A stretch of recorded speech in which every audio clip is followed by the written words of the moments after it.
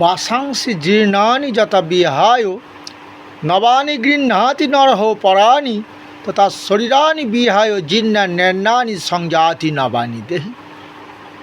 অর্জুন, এই যে মৃত্যু জিনিসটা কি তোমাকে বলি।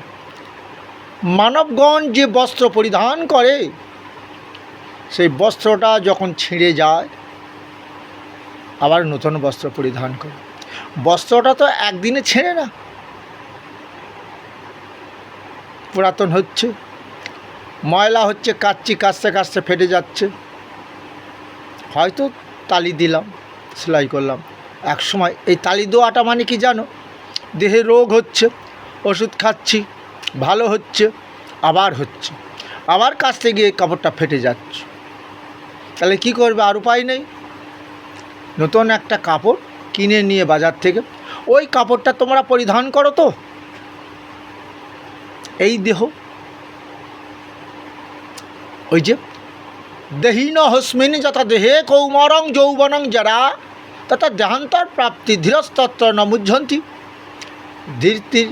ধীর স্থির পণ্ডিতগণ মোহিত হয় না, তারা জানে এই দেহে কুমারকাল আসবে, যৌবনকাল আসবে, জরাকাল আসবে, সহস্র ব্যাধি দেহটাকে আক্রমণ করবে। এই জরাকালে আস্তে আস্তে এই দেহটার প্রতি আমাদের বিদ্বেষ জন্মাবে। এত সাবধানে থাকি, তাহলে এত রোগ কেন হচ্ছে? ঠাকুরকে ডাকি, ঠাকুর আমরা কি পাপ করেছি? ঠাকুর বললেন এটাই তো প্রকৃতির নিয়ম রে। কাপড় যখন পুরাতন হয়ে যায়, ছিঁড়ে যায়, একটু কাচতে গেলে, পরতে গেলে ফেটে যায়, মানুষের দেহটাও এক সময় জরাকাল যখন আসে, এই রকমই একটা ব্যাধি সারে আর একটা ব্যাধি ধরে, কোনো ব্যাধি আর নির্মূল হচ্ছে না, সারছে না। তাহলে আবার সেই দেহটার মৃত্যুর প্রয়োজন আছে। মৃত্যু তাহলে কি জিনিসটা বুঝতে পেরেছ? এটাই প্রকৃতির নিয়ম। তাহলে আমরা কি মৃত্যুর পর শান্তি পেতে পারবো না? জাতস্য ধ্রুব মৃত্যু ধ্রুবং জন্ম মৃত্যুস্ব তস্মাৎ পরিহার জর্তে নতং সজিত। বলে মরে গেলে লাটাটা যেন চুকিয়ে যায়, আর এই রোগ ভোগ করতে পারছি না, কিন্তু না, হবে না তো। অর্জুন, যে জন্মাবে তার মৃত্যু হবে, মৃত ব্যক্তির পুনর্জন্ম হবে।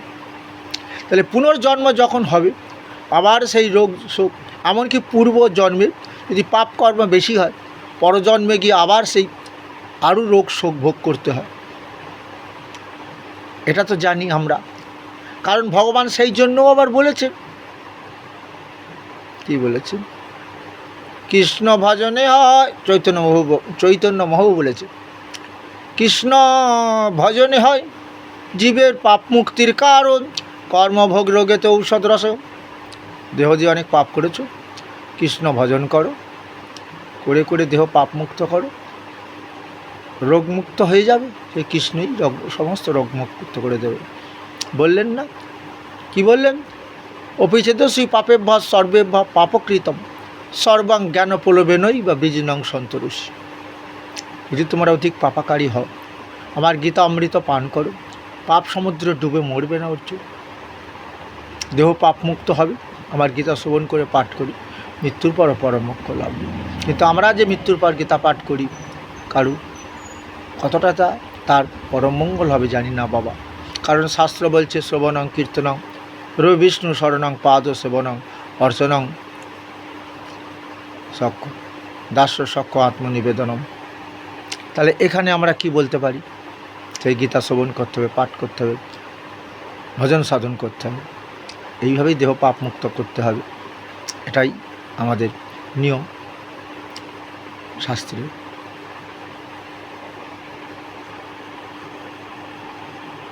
কারণ আমরা হলাম আর্য, বেদ পড়তাম, বেদেতে 4টে ভাগ আছে, ব্রহ্মচার্য, গার্হস্থ্য, বানপ্রস্থ, সন্ন্যাস।